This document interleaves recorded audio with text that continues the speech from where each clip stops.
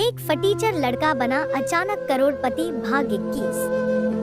कहानी को पूरा सुनने के लिए वीडियो के सभी भाग जरूर देखें। मैनेजर ने इस मैसेज को देखा तो उसकी आंखें फटी की फटी रह गई थी। उस मशीन पर चमकती लाइट को देखते हुए लकी की आंखें भी चमक आई थी। लकी उस हरी बत्ती को देखते ही झूम उठा था और फिर उसने मैनेजर को घूर कर देखा। उसके दिमाग में वह सारी बातें चल रही थी जो मैनेजर उससे अभी थोड़ी देर पहले सुना रहा था। इधर मैनेजर ने उसके आगे हाथ जोड़े और खिसिया कर हंसते हुए कहा, लक्ष्मण सर प्लीज मुझे माफ कर देना सर, मैं इस ब्रांच में नया आया हूँ, इसलिए मुझे मालूम नहीं था कि आप कौन हो।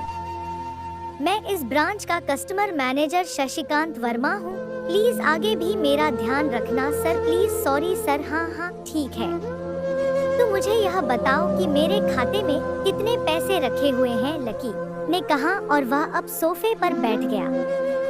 मैनेजर उसके सामने ही खड़ा हुआ था और उसके खाते की जानकारी अपने फोन पर ही निकाल रहा था।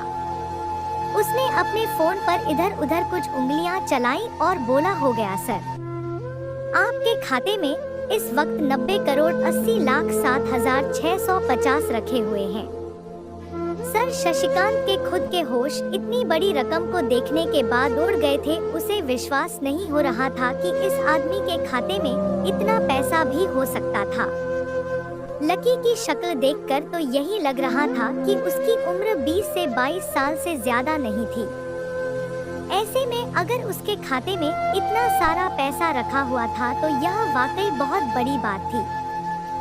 शशिकांत अपने मन में यह सोच रहा था कि दुनिया के 999 पर लोग ही अपनी पूरी जिंदगी काम करने के बाद भी इतना पैसा नहीं कमा सकते थे जितना कि लकी के खाते में इतनी छोटी सी उम्र में रखा हुआ था।